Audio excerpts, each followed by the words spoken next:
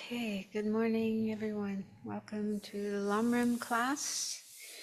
We'll start as usual with prayers and then we'll do some meditation on the topic we were looking at last week.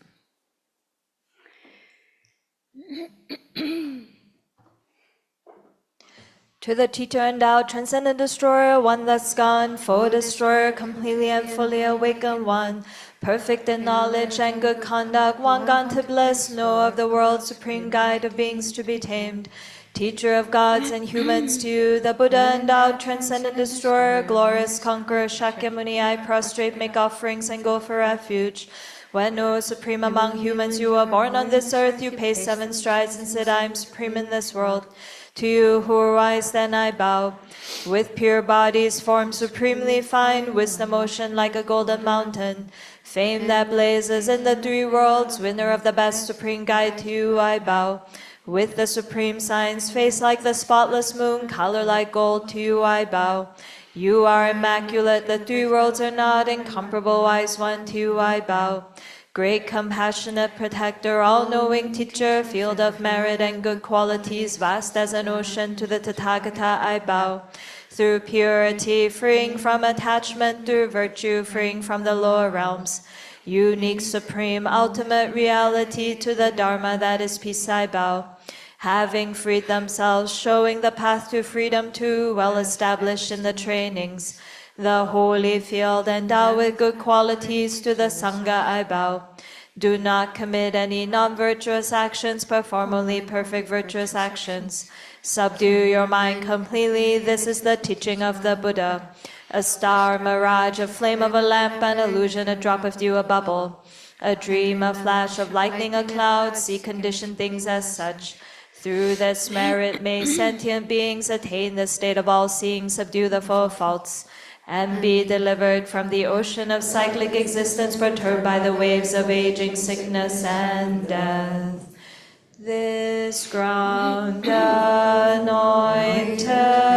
with perfume, flowers strewn Mount Meru, 4 lands, sun and moon, imagined as a Buddha land and offered to you, may all beings enjoy the doing, sentient beings. Idam Guru Ratna Mandalakam Niryatayami.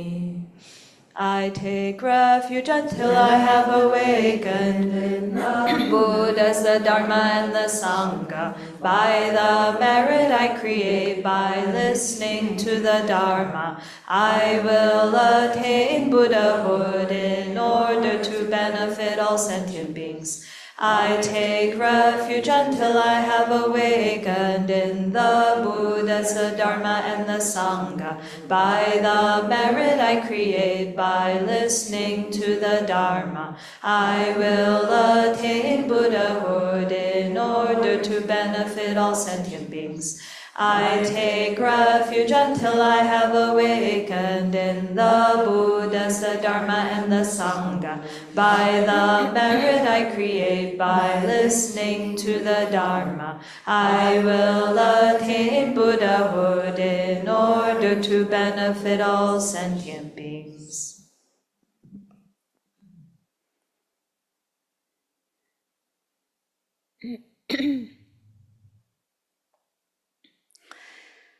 So check your body and make sure you're sitting in a good position for meditation with your back straight.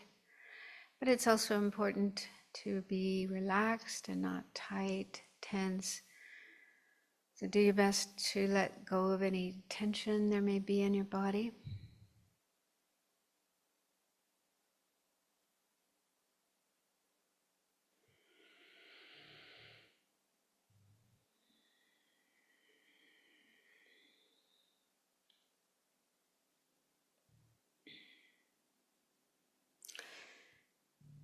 And we also need to get our mind into a good state for meditation, not thinking about other times like the past or the future or other places or other projects, activities. So put all those aside for now and really commit yourself to staying focused on what we're doing here in this class.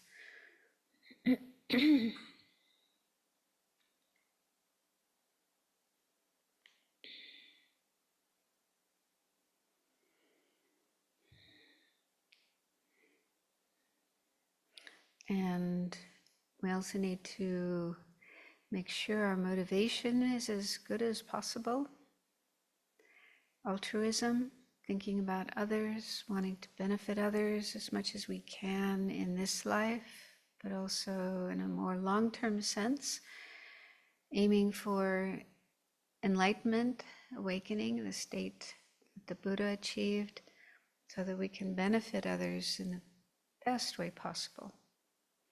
So think that that is our goal and our reason for being here, to learn more about the path to enlightenment and develop our mind along that path for the benefit of all other beings.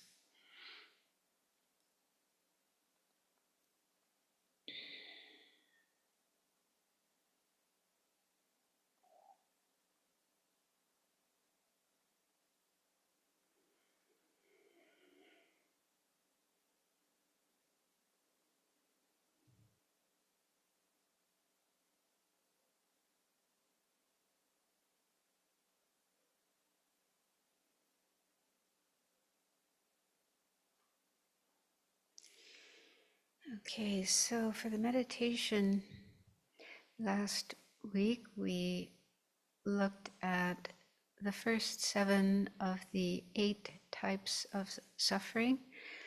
These are general samsaric sufferings. The whole purpose of meditating on these is to develop disillusionment, disenchantment with samsara, cyclic existence, so that we have the energy, the enthusiasm to do what we need to do to get ourselves out of this situation, and then eventually help all other living beings get out as well. So we really have to see that samsara is not a pleasure park, a Disneyland, but it's like a prison, a concentration camp, some really awful situation. So we don't want to stay here, we want to get out as quickly as we can.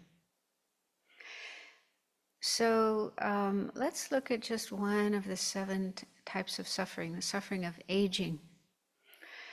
So many of us are in the midst of that. We've probably been experiencing it for a number of years now.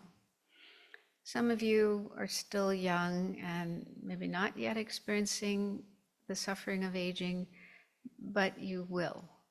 And it's good to be prepared for that, so it doesn't come as a shock.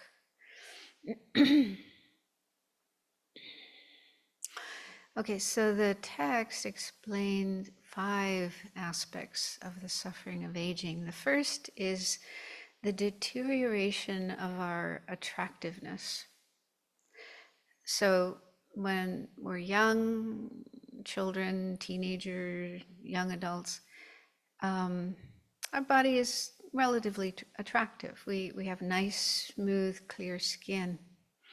But as we get older, the skin gets more and more dry and loses its nice color and gets wrinkled like crepe paper. And our forehead that was once nice and smooth starts to look like a cutting board.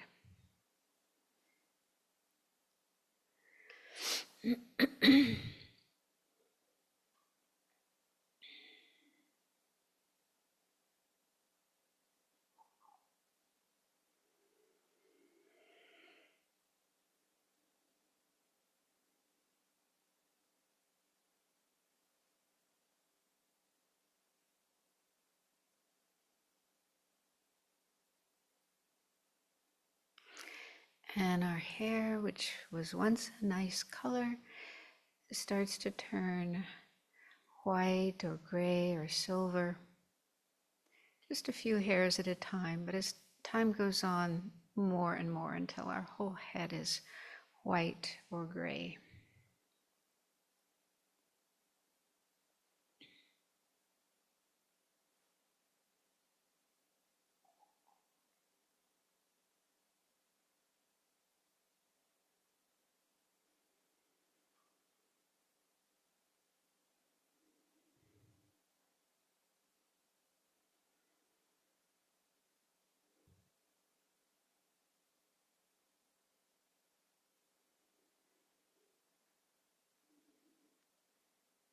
When we're young, we're able to walk straight, stand up straight, walk quickly with a lot of agility. But as we get older, our back gets more and more bent over. Our gait gets more unsteady. We might even need a cane to help us stand up straight, not fall over.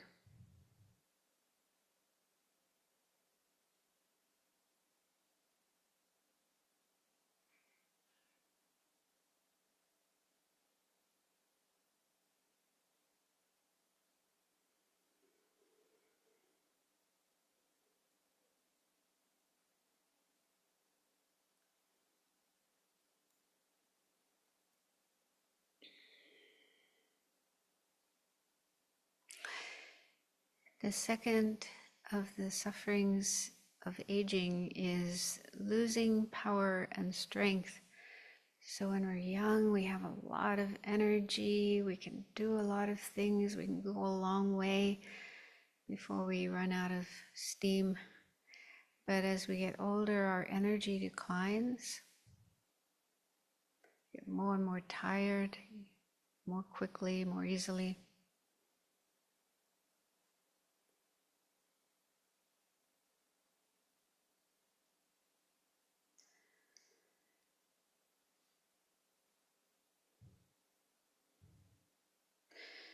And even things that we can do easily when we're young, like getting up and out of it, up from a chair and sitting down again, become really difficult. It takes a lot of effort to get up from a sitting position, and when we sit down, we don't have much strength, so we just kind of plop into the chair like a sack of potatoes being dropped.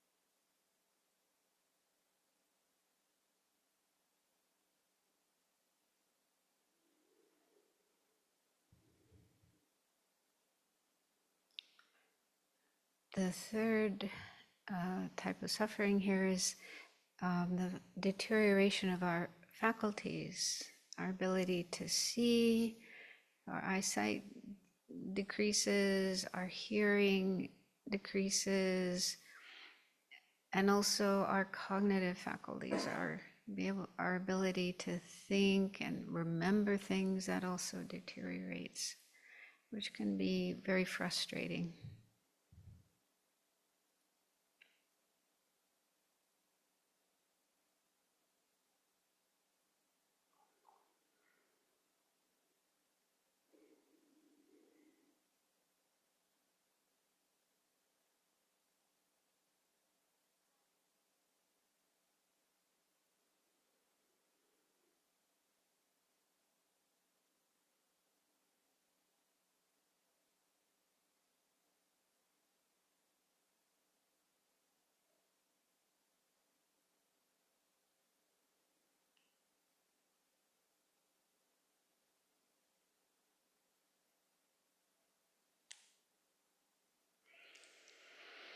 And fourth is a decline in our ability to enjoy sense objects. So it becomes difficult to digest food and drinks. We might even have to give up things we used to enjoy because they're no longer good for us or they give us indigestion. And other pleasures are also more difficult to enjoy, listening to music or hearing teachings and so on. So there's less enjoyment as one gets older.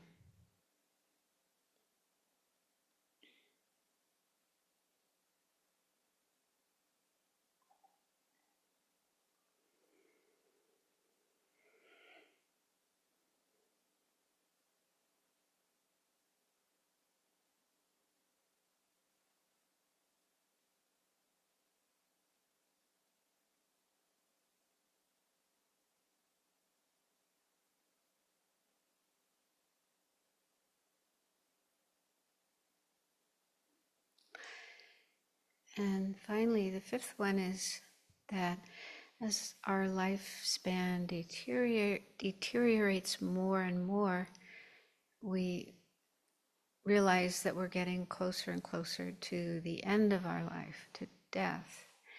And that means leaving behind everyone and everything that we cherish in our life.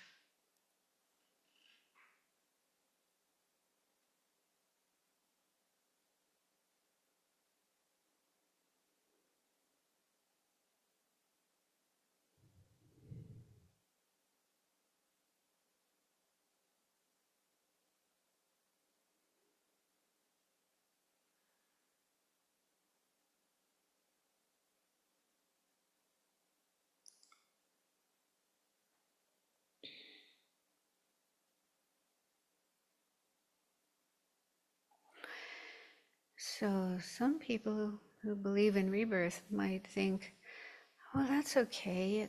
Anyway, it's time to trade in this old body and get a new one. And they might even look forward to having a new young body and doing all the things you can do as a kid. But even if we are fortunate enough to get a human life with good conditions, we'll still go through these experiences again.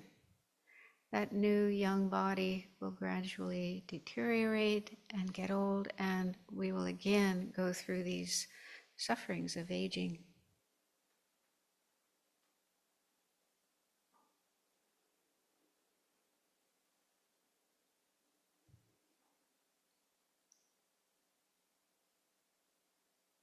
So as long as we remain in samsara, don't get ourselves out, we will go through these experiences again and again and again. So the point of contemplating these things isn't to feel depressed. That doesn't do any good. Because there is a way out. It is possible to free ourselves from all these sufferings forever, never have to experience them again. So instead of being depressed and despondent, we should feel energized to do the things we can do that will bring us out of this situation and bring us eventually to the state of full enlightenment, Buddhahood, so that we can help all other beings be free of these sufferings as well.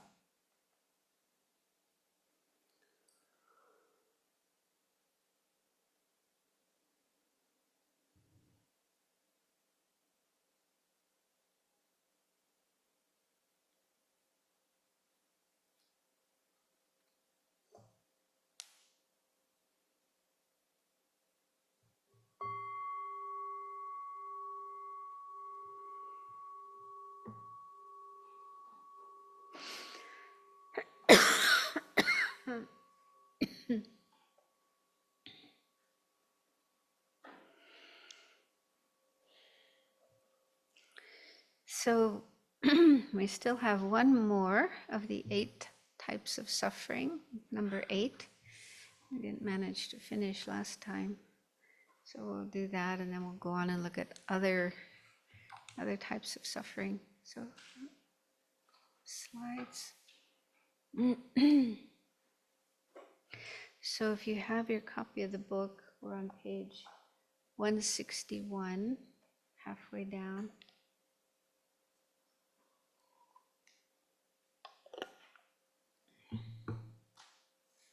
Otherwise, you can look on the screen. This is a quotation from the Buddha's first teaching when he first turned the wheel of Dharma. And so he was explaining the Four Noble Truths, the Four Truths of Aryas, and the first of the four is the truth of suffering. So this is how he explained it. And he explained these 8 types of suffering there. And so the 8th one, in our book, it looks like it actually has the quotation from this sutra. It says, in brief, the 5 appropriated aggregates are suffering. So here it's translated as appropriated aggregates. In that version, it's translated as 5 aggregates of attachment, or another term, I think this is the one found in the Library of Wisdom and Compassion, the 5 aggregates subject to clinging. So there's just different ways of translating that expression. So it's basically just having 5 aggregates, basically body and mind, that are not free from clinging, attachment, grasping. So our whole existence is very much tied up with that mental state of clinging and grasping, and that is a cause of suffering. Okay, so he says, contemplating the meaning of the statement, in brief, the 5 appropriated aggregates are suffering, has 5 points. So first, they are a vessel of suffering yet to come. So we have within our 5 aggregates the potential to experience suffering in the future. 2, they are a vessel of the suffering already arisen. So having these 5 aggregates means we have suffering just here and now in this life. And then number 3, so the last 3 of these 5 points are actually the 3 types of suffering, which are sometimes explained separately, like a whole explanation of just those, but he explains them here. So they are a vessel for the suffering of suffering, they are a vessel for the suffering of change, and they are in the nature of the suffering of conditioning. So the next slide has the 3 types of suffering. It's another way of meditating on the suffering of samsara. And it said that all the different types of suffering, unpleasant, unwanted, unsatisfactory experiences in samsara can be included in those 3. So it's kind of like a nice, neat, tidy package of suffering. And he says, think about these points again and again. So then he elaborates on the 5. Here, the first point is that the sufferings of the next rebirth onward are induced in dependence upon the appropriation of the aggregates. So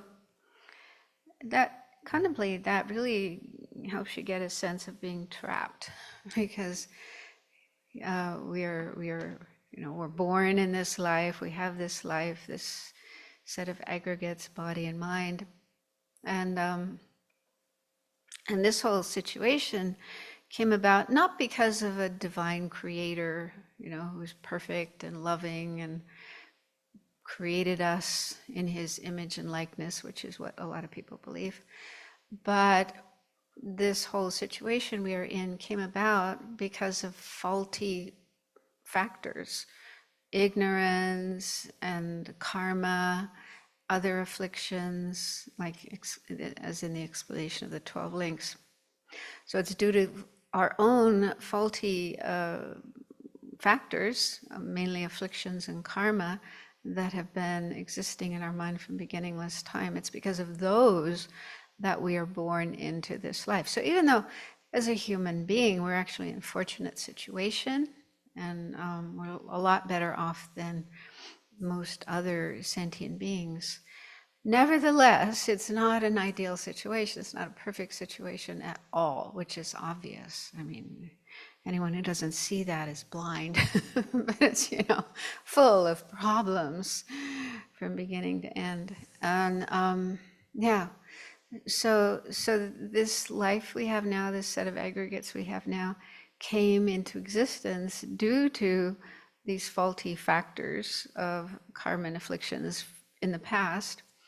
And then while we are here in this life, we continue having those faulty factors. We continue having afflictions and karma. We're continuing to create karma every single day. That is the cause for us to have experiences of suffering in the future as well. So it's like we're, just creating more and more suffering for ourselves, perpetuating our suffering, just having this set of aggregates. Does that make sense? It's a little subtle, it's hard to see because we can't see karma, we can't see afflictions unless we really look at our mind carefully, but they're not physical things that we can see and touch. But if we look at our mind, we can see afflictions operate and we can see ourselves creating karma. So without any choice, without any control, we are, as we go through life, day after day, year after year, and so on, we are creating more and more causes for suffering in the future. Isn't that scary? Isn't that awful? It's a bit like a person who commits a crime and they end up with a prison sentence. So there they are in prison, and while they're in prison, they continue misbehaving and getting into fights with their other prisoners and disobeying the guards, and so they just get more and more time added to their sentence. This does happen, right? And so it's like, eventually it's like, well, in the case of prison, you might be there for the rest of your life. But yeah, samsara will continue indefinitely until we do what we have to do to get ourselves out. So again, don't be depressed about that. Remember, there is a way out. The Buddha showed it, and we have the chance to learn those teachings and practice them. Okay, then, second, the present aggregates become the basis of illness, aging, and so forth, which depend on them. Okay, so that's another suffering of having these aggregates, having these appropriated aggregates, is that we are, inevitably we have to go through suffering in this life, as we just looked at in the meditation. We start off with this nice young body, full of energy, very cute, very attractive. But then as time goes on, it gets older and older and older. So we go through the sufferings of aging, and then sickness, inevitably we get sick, and eventually we die. We can't live forever. So all those sufferings that happen in this life are on the basis of these aggregates. They're just in the nature of suffering.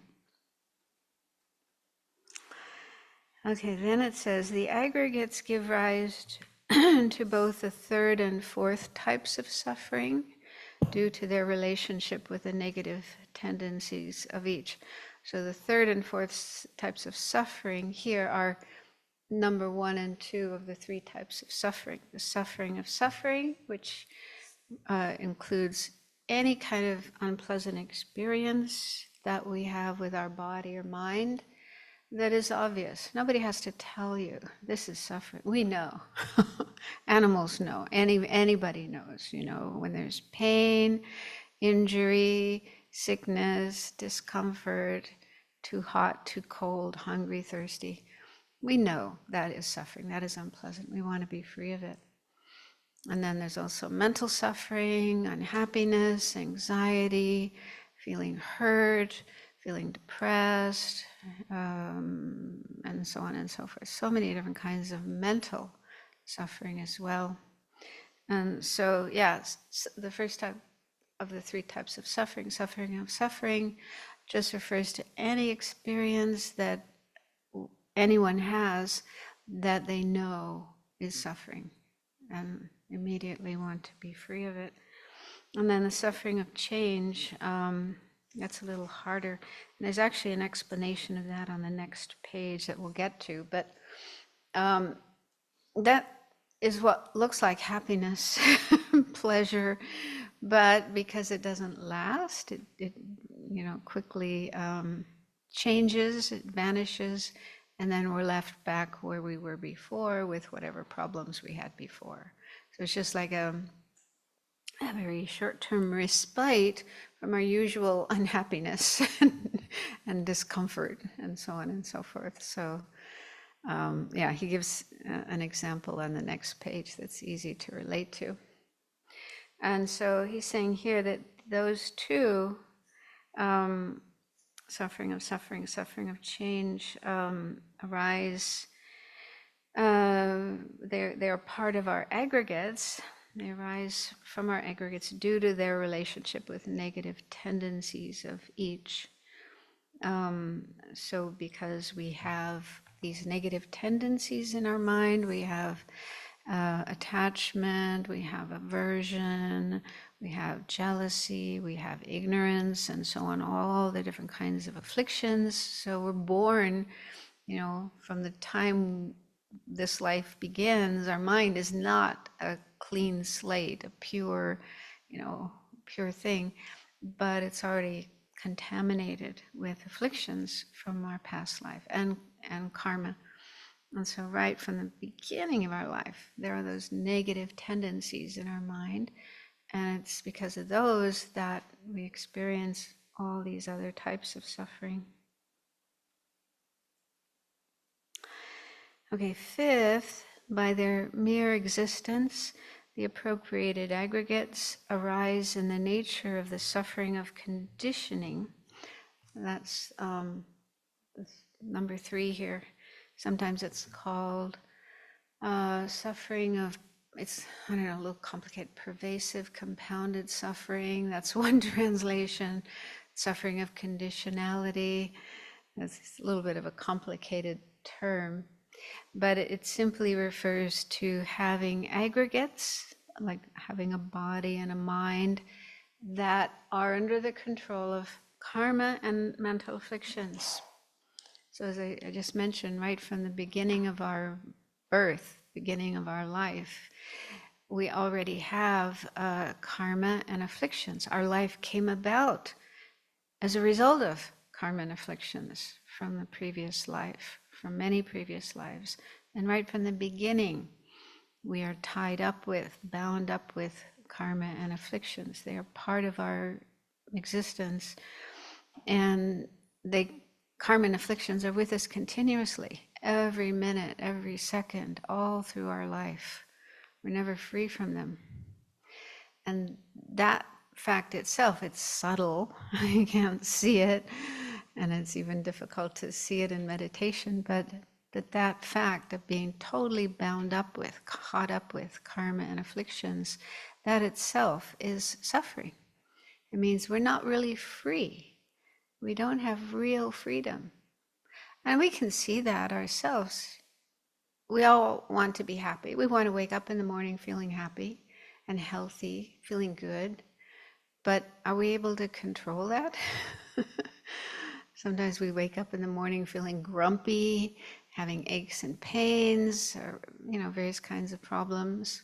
Or even if we do wake up feeling great, physically and mentally, but then as we go through the day, things happen that, trigger our unhappiness and afflictions or cause some kind of physical problems. And so we just simply can't go through life and always have things our way, always have good experiences and never have any bad experiences. So that shows, we don't have real freedom. We don't have control and choice, but rather we are under the control of our karma and afflictions. So again, we shouldn't get depressed about that because there is a way out. Karma and afflictions are not permanent fixtures in our mind. but they are impermanent phenomena, and there are antidotes to them. There are things that, like medicine, that cures them, that gets rid of them. And so there is a chance to be free of them.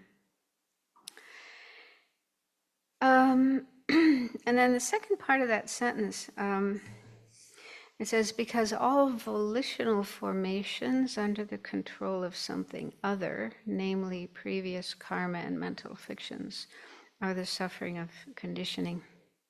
So I had some trouble with that. The term volitional formations is often used for the fourth aggregate. Yeah.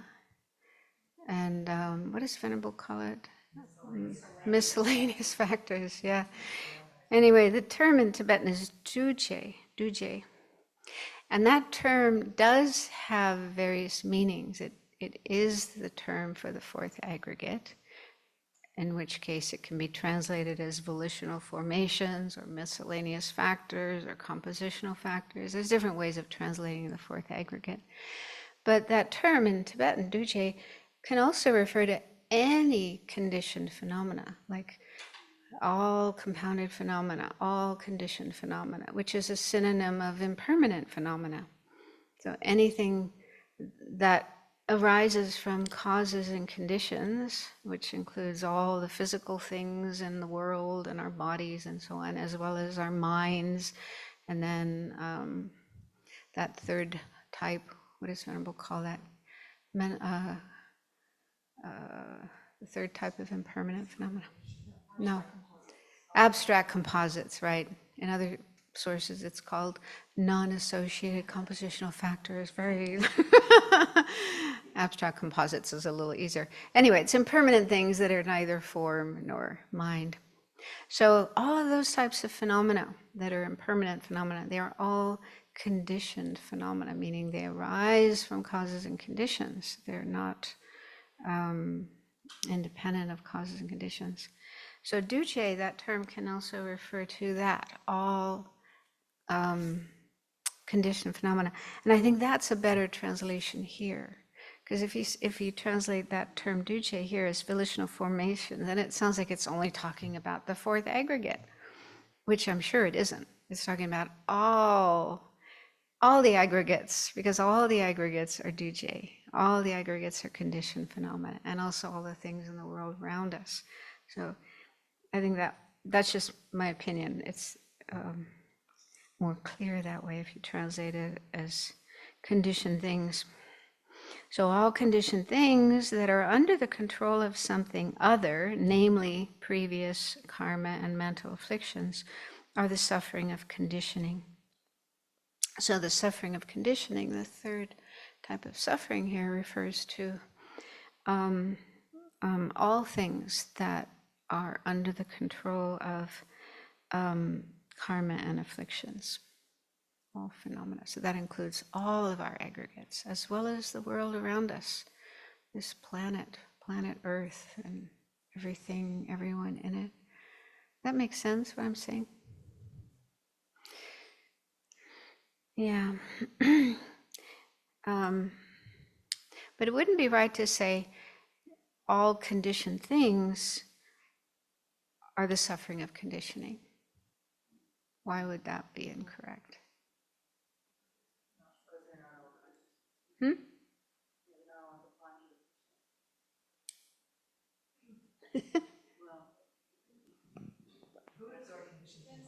Huh? Exactly, yeah. If we just say all conditioned things, all conditioned phenomena, that includes Buddhas and Buddha's bodies. So those are also things that are impermanent and arise from causes and conditions, but they don't arise from afflictions and karma. Okay? So among all conditioned phenomena, all impermanent phenomena, there's a subcategory of those that arise from karma and afflictions. And that includes our bodies, our minds, the worlds around us, and so on. All the things of samsara, the things belonging to samsara. But there are things beyond samsara, like enlightenment, nirvana, and the beings who have achieved those states. So those are not the suffering of conditioning. They are not, they don't come about because of karma and afflictions. Make sense? So yeah, the suffering of conditioning refers to the aggregates. Mainly we're thinking about our own aggregates because we want to overcome our attachment to these, but also any aggregates, any set of aggregates that we might take that are under the control of karma and afflictions. That's the real problem, is karma and affliction. So we want to free ourselves from those. Okay, those are the kind of 5 points regarding the appropriated aggregates and how they are suffering. And then he says, if no genuine disenchantment develops towards cyclic existence, which is of the nature of the appropriated aggregates, there is no way a genuine mind striving for liberation will develop, and great compassion for the sentient beings wandering in cyclic existence cannot develop either. So that's really, really important. That's the real point of contemplating these different kinds of suffering, so that we generate disenchantment with cyclic existence and do what we have to do to get ourselves out. But we also, our goal is enlightenment, Buddhahood, to be able to help all sentient beings. And we need to realize that they are having these sufferings as well. They are also in samsara and experiencing all these different kinds of suffering. And contemplating that, getting a deeper sense of that, is what gives rise to great compassion. And then great compassion is the main factor motivating us to go on to develop bodhicitta, follow the bodhisattva's path, and become enlightened, and so on. So if we don't have a really good understanding of samsara and how horrible it is, if we're still enchanted with samsara, and oh, it's like a Disneyland, it's so wonderful, so fun, so many things to do.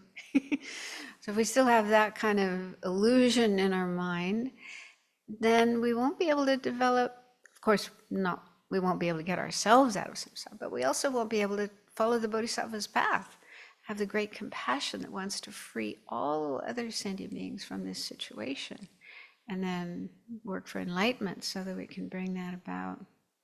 So it's important to understand that, because sometimes people think, oh, I don't want to meditate on suffering, it's too depressing. I just want to meditate on love and compassion and bodhicitta. Oh, they're so beautiful. But it doesn't work. Yeah, that won't work. If you skip over the nature of samsara and all the different kinds of suffering in samsara, you might be able to develop a little bit of compassion just looking at the beings in this world and, oh yeah, there's so much suffering, oh, I want to help them. But you have to understand the really deep meaning of suffering. They really, just this life that we have, these aggregates that we have, and that everyone else in samsara has, these themselves are suffering. In fact, this is what samsara is. Samsara isn't out there. Sometimes people think samsara is the world, something outside of ourselves, but actually samsara is right here, these aggregates. This is samsara. Aggregates that arise from karma and afflictions and are under the control of karma and afflictions. Otherwise, if you think samsara is somewhere out there, like this world, planet Earth is samsara, then if there was a Buddha in this world, or which there probably is, and if there are arhats in this world, which there probably are, then they would also be in samsara because they're in this world. But that's not correct. So Buddhas and arhats can be on planet Earth, moving around, doing things, but they are not in samsara because they've freed their minds from karma and afflictions. So it's not out there, it's in here. have to understand that so we know where to work, what we need to work on. Yeah.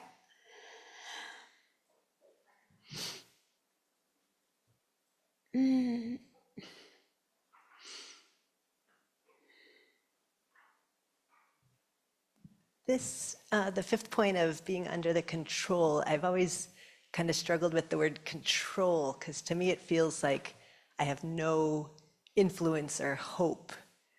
And so I've played with using the word influence. That we're under the extreme influence of karma and the afflictions. What are your thoughts on control versus influence? Yeah, I don't really know, like in the Tibetan, what the Tibetan term, I haven't checked that one. It does come up a lot in texts and so on. I think, yeah, if you have trouble with that word, influence is certainly also a good word to use, because like you say, saying I'm under the control of karma and afflictions sounds like there's no choice at all, and that's actually a topic of discussion or debate or controversy. Do we have free will? I mean, traditionally, I think in Buddhist cultures, they didn't have that concept of free will. It comes from Judaism, Christianity, and so on. And there's a lot of debate in those religions as well. But amongst Buddhists, I think we had some discussion about this not long ago, about free will. And so that question is sometimes asked of teachers, do we have any free will, or is everything we do controlled by our karma? And I once asked a teacher, one of my teachers, about that, and he said, well, it depends on how much you understand karma. If you don't have any understanding of karma, you're just acting from your emotions, doing whatever you feel like doing without thinking about, oh, what kind of karma am I creating? What kind of consequences will be? Then you don't have much control, no free will. But if you understand karma, and then you have more choice, then you can decide, okay, I feel like killing this mosquito. This landed on my arm, but wait a minute, no, that would be bad karma. That will cause suffering to me and also to the mosquito. So then, with that understanding of karma and the wish to follow or live according to karma, you can choose. Even though you may have the instinct, instinctive feeling to kill, you can say, no, I'm not going to do that. So I liked that answer. I thought that was nice. We do have choice. We always have choice. Even every minute we have choice of what we do, what we think, what we speak. And the more we understand karma, but also, training, if we train ourselves to develop mindfulness and introspection or introspective awareness and the wish to live ethically, and so on, these qualities that we're trying to cultivate on the path, then those will also help us have more choice and more control. So, does that help? I mean, if you're more comfortable with the term influence, then you can use that. But like I say, that term does appear often in the text. And most beings in samsara don't have much choice or control, especially the ones in the lower realms. The Tibetan is Wangdu Gyurpa. So power to be subservient to be obedient to be subjected to, brought under the power of. Mm-hmm. But being subservient to or being obeying makes kind of which, yeah, conveys a point. That is the case for a lot of beings, and also for ourselves in the earlier part of our life, before we learned about the Dharma and learned how we can make wiser choices. Yeah, we were just controlled by our emotions and, conditioning that we picked up from the people around us and so on. And so, okay. Anyone else?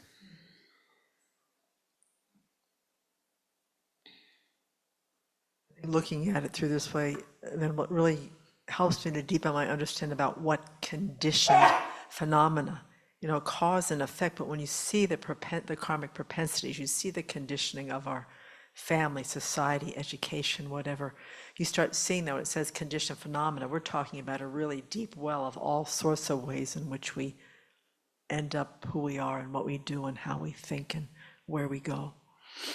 It's a really deep understanding of what that means. Yeah, in my experience, the traditional teachings mainly talk about karma and afflictions, but they don't talk about conditioning in this life, almost zero. Yeah, I think there's some talk about that in the Library of Wisdom and Compassion series, but that's very important as well. Yeah, I mean, well, of course, in the West, with psychology and sociology and so on, we're made more aware of that. But yeah, we're also, we come into this life with our own set of aggregates and karma and afflictions and so on. But then, we encounter our parents, our family, our neighbors and teachers at school and kids, and of course society and so on. So there's so much coming from outside that influences us and can direct us this way and that. So yeah, so many factors, so many causes and conditions.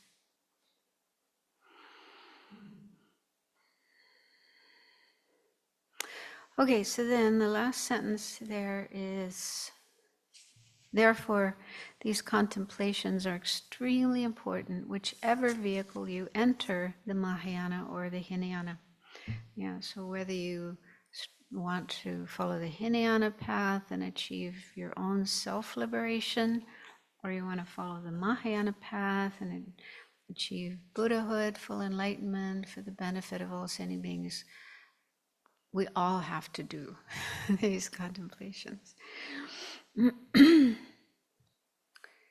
Okay, now we have another list of 6 types of sufferings, and these come from a text by Nagarjuna, Letter to a Friend.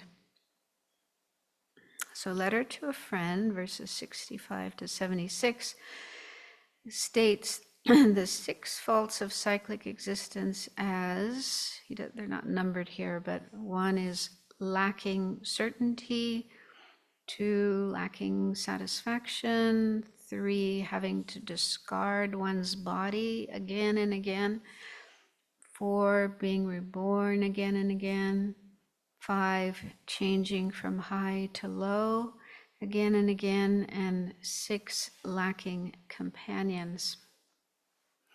So he doesn't really go into a lot of detailed explanation of these, but immediately goes into summarizing these into 3. So I put that up there as well. So the 6 can be summarized into 3. The first of those 3 is there's nothing reliable in cyclic existence. And I put which ones are included in that. Number 1, lacking certainty. Number 3, having to discard your body again and again. Number 5, changing from high to low again and again. Number 6, lacking companions.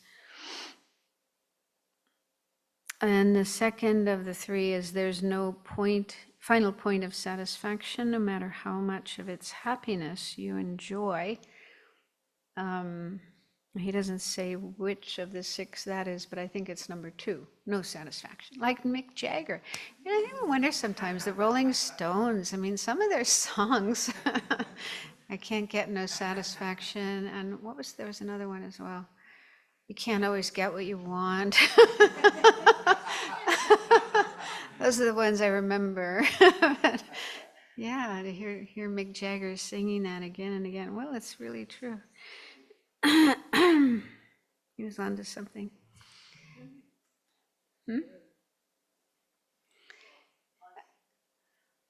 then the third of the 3 is we've been in samsara since beginningless time. So that seems to be number 4, being reborn again and again. Okay, so the first of these three, he says it has 4 points. One is, it is inappropriate to rely on the body you have attained. You will discard your body again and again. Okay, so whatever body we have in samsara, it may last a long time, it may last very short, like bugs. I don't know, they only live a few days. But even if we have a body that lasts a long time, eventually it will end. We cannot remain in the same body forever, continuously, without having to leave it, die, leave that body, and take another one. So there's nothing reliable about any samsaric body, nothing definite, certain, permanent, forever about any of the bodies we have. So we have to go through that process of dying, separating from one body, and then taking up a new one. 2, it is inappropriate to rely on benefit and harm done to you. And there is no certainty as to whether your father will become your son, your mother, your wife, an enemy, someone very dear to you, and the like. So that now that's talking about number 1 of the 6 types of suffering, lacking certainty. There's nothing is certain in samsara. And he seems to be referring to this story that you've probably heard before, but anyway, it's kind of interesting. I think it was Shariputra, one of Buddha's disciples. He was going on alms round in a village and passed this one house, and he saw, I guess they were sitting outside, a family consisting of a man, his wife, and a baby. The wife was she holding the baby? No, the father was holding the baby, and they were eating a meal consisting of a fish that they had caught in the pond behind their house. And there was a dog, the family dog was on the ground kind of, begging, I want a piece of fish too.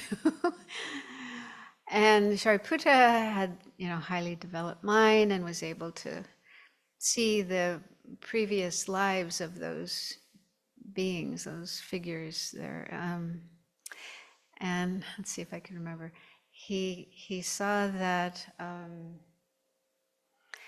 the fish that they were eating had been the man's father in the previous life. He liked to go fishing in that pond when he was alive. So when he died, he was born as a fish in that pond, and they had caught that fish and they were eating it for dinner. And then the man's mother, was born as the dog. So the dog was actually the rebirth of the mother. And maybe because of her attachment to her husband, she wanted to eat some of the fish. And then the baby that was sitting on the father's lap had been the wife's lover. So she cheated on her husband and had a lover. And the husband got really angry and killed that person. And when that person died, probably because of attachment to the wife, he was born as her baby. And then, does that make sense? It's a little complicated. But anyways, Shariputra he expressed some verse about how, what did he say? Eating the father. Oh, yeah, so the dog, was begging for some of the food, and the man was kind of beating it off, like hitting it. And, so eating the father, beating the mother, and cradling the enemy on the lap. How strange samsara is. So that's sort of a classic story illustrating this point of uncertainty. How from one life to another, our relationships with others can change. So someone in one life can be your enemy, in another life your friend, or vice versa. Someone who was your friend in one life can be an enemy in the next. It reminds me of another story that I heard. One of my early friends, a nun I met in Nepal when I was first there, and she said she had read a story in the newspaper. It must have happened after the Second World War. A family from England was on holiday in France, driving through the French countryside, and as they passed through a little village, so it was a mother and father in the front seat and their son in the back seat. The son suddenly said, "Daddy, Daddy, that's the place where you shot me." And and the father had been, a soldier in the Second World War and was in France and remembered being in that village and shooting a German soldier. Yeah. So, wow. Kind of gives you goosebumps. But yeah, this is what it says in the teachings, that, the people we meet and, connect with in this lifetime are not complete strangers. We're not meeting them for the very first time, but we've met before in past lives, and we've been in different relationships with them. Close, intimate relationships like family members, but also, opposite relationships of enemies, hating each other, killing each other, and so on. So there's really no such thing as a stranger in samsara, nobody that we haven't met many, many times before in our past lives in very different circumstances. And of course, that teaching is used to help us develop compassion and love, realizing that everyone's been our mother and our father, and they've shown us so much kindness. But it's also helpful to, develop equanimity. Like, why be attached to this person? They were your enemy before. Why have aversion to that person? They were your mother before. So contemplating that can help develop equanimity. But here it's used to just realize that there's nothing certain in samsara, nothing definite. There's no fixed relationship that we always have with any individual person that is going to last forever. Okay. And then number 3, it is inappropriate to rely on the excellences you have achieved. You fall from high places to low ones. So that's talking about number 5 in the first list, changing from high to low. So there's certain times while we're in samsara, or even within one lifetime, where we might achieve a somewhat high position, a position of leadership, people looking up to us, listening to us, showing us respect, and and that always feels really good, to be in that kind of position. Or position of fame, wealth, the best football player in the world, the number one singer in the world, the richest person in the world, or whatever, So people get into those positions, but you can never stay in those positions forever.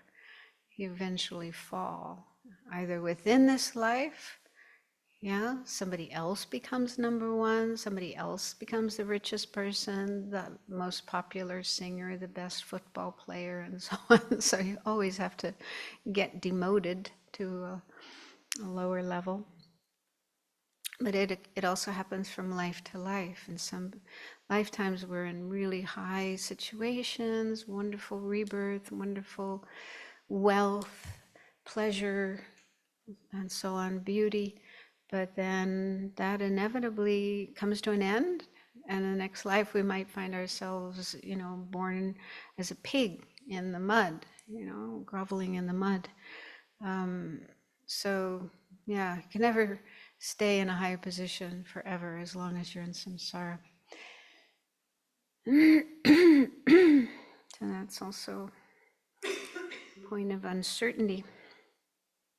And And then number 4 here, it says, it is inappropriate to rely on companions. You have to go on without them in the end. So that's referring to number 6, lacking companions. And what that actually means is that, okay, we do have friends and close ones, near and dear ones as we go through life, but inevitably our life comes to an end, and when we go from this life, we go alone. You can never go with anybody else. Now people might say, well, what if you both die at the same time? Yeah, it does happen. There's an accident, yeah. But still, even if, 2 people or more than 2 people die at the same time, they're still going to go different directions depending on their karma. It's very unlikely they're both going to go to the same place and so on. So, but most people, I think, we die. Our friends and family may be there saying goodbye, crying, but none of them can go with us. So we separate from them. That's probably one of the most painful aspects of samsara. So many people suffer when they lose loved ones, either when the other person goes, leaving you behind, or you go, leaving them behind. But there's part of attachment. It's because of attachment. We feel, I don't want to separate. I want to remain with these people forever, not have to separate. But inevitably, we do have to separate again and again and again. It's part of samsara. Then he says the third one is that you are reborn again and again. There seems to be no end to the continuity of births, reflect in this manner again and again. So he kind of jumped around with these. When he says the third one, he's talking about the third of the 3. We've been in samsara since beginningless time, which is number 4 above, being reborn and again. So we have to take rebirth again and again. And that's not fun, because every time we are reborn in samsara, we are again born with contaminated aggregates that are under the control or under the influence of karma and afflictions, not completely free, and subject to all different kinds of suffering and problems. And which one did he not explain? I think number 2. I think number 2, no satisfaction. He didn't really elaborate on that. Maybe he did. Maybe the next paragraph. The next paragraph, he's actually talking about the suffering of change. So that's very much related to no satisfaction. So let's read that and see if that helps. And he says, furthermore, most of the present happy feelings that increase our attachment are happy mental states that arise with respect to a relief of suffering. There is no intrinsic happiness that is unrelated to the elimination of suffering. Then he gives an example to illustrate this. For instance, if you suffer because you have walked too much, a happy mind arises due to sitting down, right? We've all had that experience, walking a long way, or even working. If you're on your feet when you're working, after a while, it's, your legs are aching and you're just dying to sit down. And so then when you do sit down, it feels good. And there's a happy feeling from sitting down. And he says, happiness appears to arise gradually, while the great previous suffering gradually ceases. Okay, so as we sit down, suffering we had standing up or walking decreases, and there's this gradual arising of comfort, happiness of sitting down. However, it is not intrinsic happiness, for if you sit too much, again, that will produce suffering as before, right? If you just kept sitting and you didn't have a chance to get up again, pretty soon that would become unbearable. It's gradual, you know, the discomfort of sitting. It starts gradually, slowly, imperceptibly, but the longer you sit, the more that becomes unbearable, and you feel, I have to stand up and stretch my legs, right?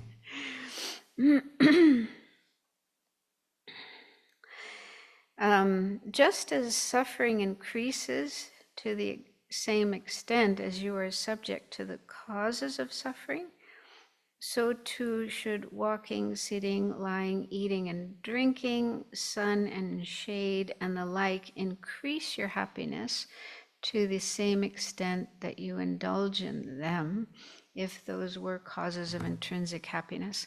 So that sentence is a little difficult to understand, but what he's saying is that if we are exposed to some condition that causes suffering, for example, let's say heat, okay, when it's a really hot day, like 100 degrees outside and the sun is burning hot. So if we had to be outside in that heat and with the sun shining down on us, the longer we are exposed to those conditions, the more our suffering would increase, right? It would just get worse and worse and worse. That's our experience. And so he's saying, so when it comes to happiness, conditions that make us feel good, that give us pleasure, yeah, they should increase. Our happiness, our pleasure should increase the more we are exposed to those conditions. Now, is that the case? So, like sitting down, if that really was a factor for happiness, a cause of happiness, the longer we sit, the more our pleasure should increase, right? And the same with eating. We've probably all had experience with that. If eating was intrinsically pleasurable, then the pleasure of eating should increase. It should just get better and better the more we eat. But we all know that isn't the case. The suffering, it's pleasurable for a while, but then eventually it starts to be more and more and more suffering. And so he gives all these different examples: walking, sitting, lying, eating, drinking, sitting in the sun, sitting in the shade, and so on. So if those really were conditions that produce happiness, pleasure, good experiences, then the more we are exposed to those conditions, the more our happiness should increase. But isn't the case. And he says, however, it appears that if these are extended long term, only more suffering is produced. So this is actually an explanation of the second of the three types of suffering, which is the suffering of change, which refers to experiences that look like happiness or pleasure, but they're not really happiness. They're not real, genuine happiness or pleasure. In fact, they're considered another type of suffering, although calling them suffering is kind of hard. That's why instead of the word suffering, dukkha, Venerable Sangye uses the word dukkha, which is the Sanskrit and Pali term, using that word rather than suffering. And because dukkha has more of a sense of not satisfying, being unsatisfying, not really able to satisfy us. Yeah, so that's a better term, dukkha, or just unsatisfactoriness. So samsaric pleasure, happiness, good experiences are considered not real pleasure, but dukkha, unsatisfactory. So yeah, it does seem like this is an explanation of number 2. Lacking satisfaction. There's no real satisfaction anywhere in samsara, in any samsaric experience, which we normally think of as pleasure. So this kind of pulls out the rug from under us when it comes to our enjoyment, our notions that, oh, this is wonderful, this is great, I love this, this makes me feel so good. We're asked to check more carefully, and is that really true? Is that real happiness? Is that real satisfaction? Is that real pleasure? And so some people find this really depressing, because then it seems like, well, there's no happiness anywhere, no happiness in life, no enjoyment in life. That's not completely true, because relatively, having food to eat to fill your stomach and take away the hunger, I mean, that is, compared to the suffering of hunger and starvation, that is happiness, that is pleasure. And being able to sit in a cool room when it's 100 degrees outside, or sitting in a warm room when it's 0 degrees outside, that is pleasure. So relatively, these experience, there's some experiences that are more painful, more suffering, and some that are more pleasurable. But the point being made here is that if we examine those so-called pleasant experiences, happy experiences, enjoyable experiences, are they real happiness, real pleasure, real satisfaction? Then we'll realize, no, they're not. Because one thing, they don't last. Yeah, the suffering, the pleasure of having a full stomach after a meal and the hunger being dispelled, how long does that last? A few hours, then you're hungry again, you have to eat again, and so on. And then sitting down when your legs are tired, oh, that does feel good, but for how long? Before it turns into discomfort. In fact, I think it's interesting to just pay attention to our body and what we do with our body. I think we often aren't conscious of how often we move our body. I know I'm not, but if we pay attention to that, we notice we're moving our body a lot. And why? It's because whatever position we were in a little while ago is now not pleasant anymore, not comfortable anymore. So we're kind of shifting and trying to find a more comfortable position. So this is happening all day and all night as well. Our body, even when we're asleep, is moving around on the bed. We go to sleep in one position and wake up in another one. So that kind of shows that, there's no real lasting, continuous, permanent pleasure, satisfaction anywhere in samsara. So that's, that's explanation for number 2.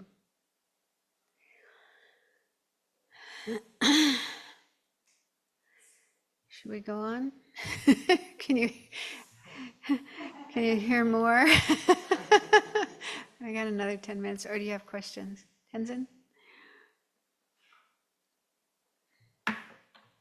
In the Indonesian or the Malay language, dukkha, for example, when we say it with delighted mind, we will say dukkacita. Sukhacita. If we say that with a sadness, I announce, it's called dukkacita. So dukkha in our terms is not suffering, but more on like a sadness of representation. Mm-hmm. Yeah. I think there's a lot of Sanskrit words in Malaysian and Indonesian, like bumi.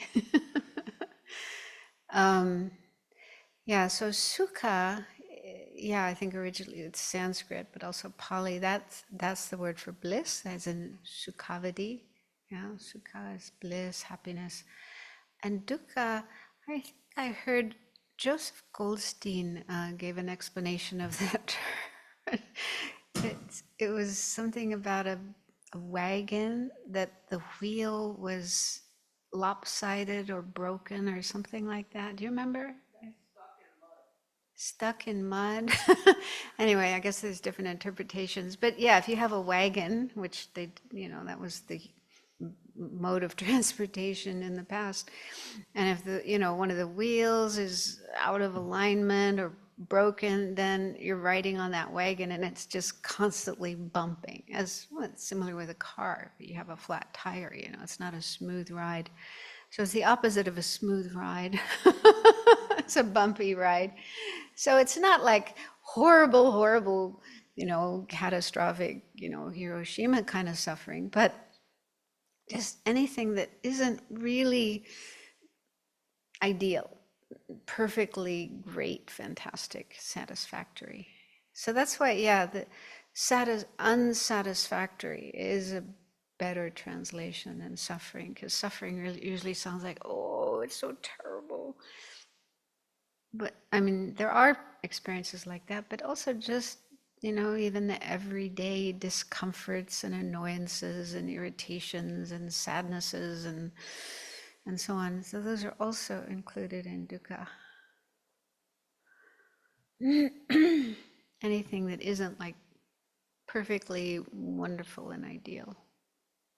And it looks like that our karma serves this particular kind of dukkha because let's say we have a lot of virtuous karma that ripens in a life that has a lot of resources, a lot of wealth, a lot of opportunity, that you just have a lot more opportunities to tweak this thing, to be able to just go through the dissatisfaction, go find something else, find the pleasure, then get dissatisfied.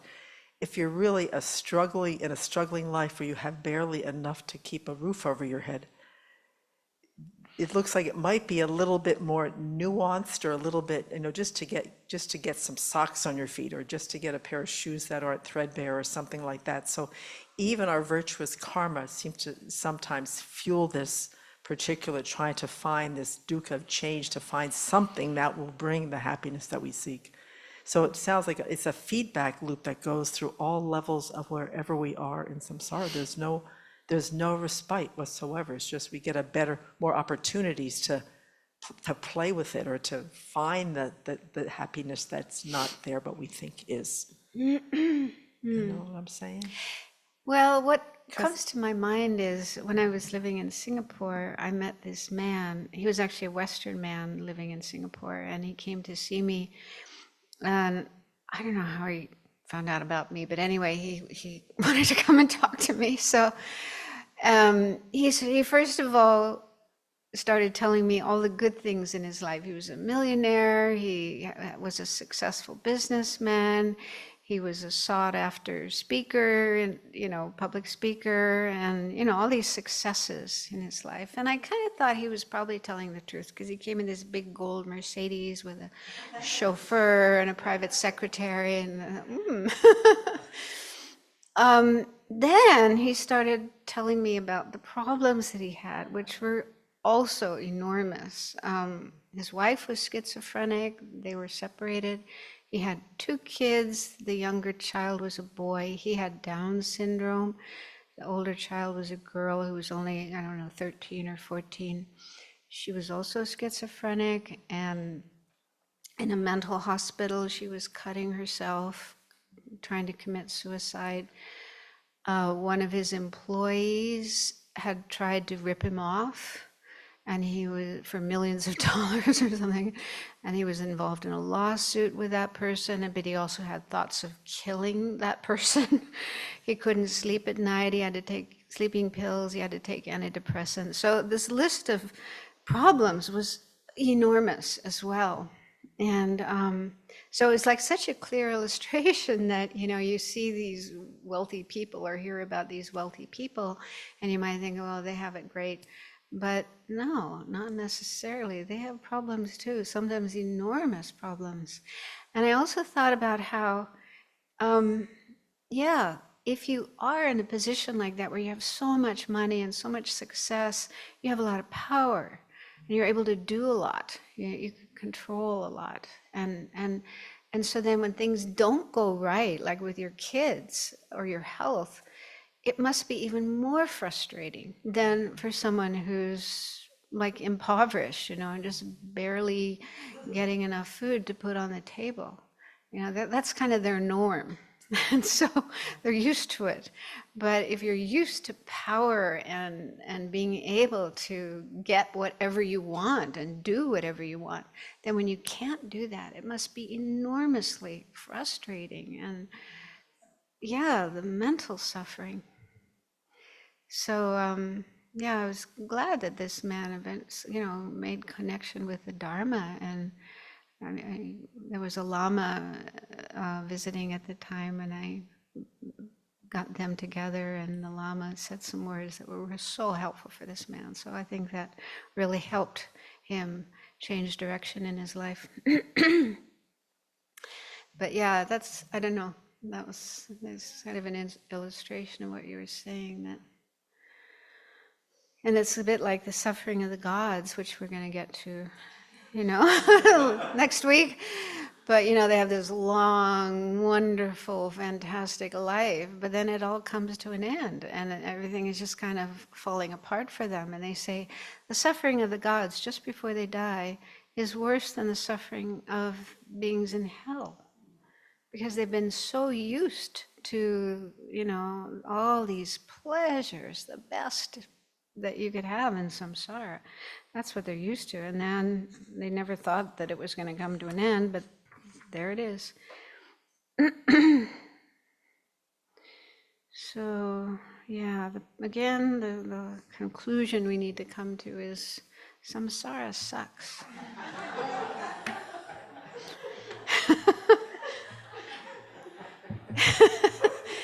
Let's get out. Is that a rude thing to say? I'm not sure. It's not like the F word. Okay.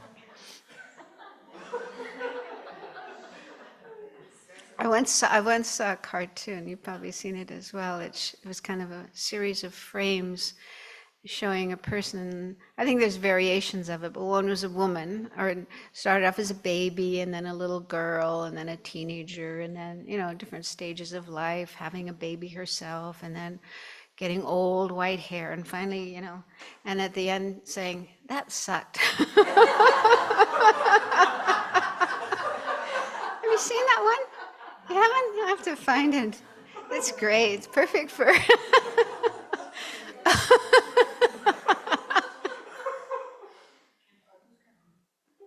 Well, it's good to be able to laugh about it, not take it too seriously. Okay, any last question? So we'll dedicate.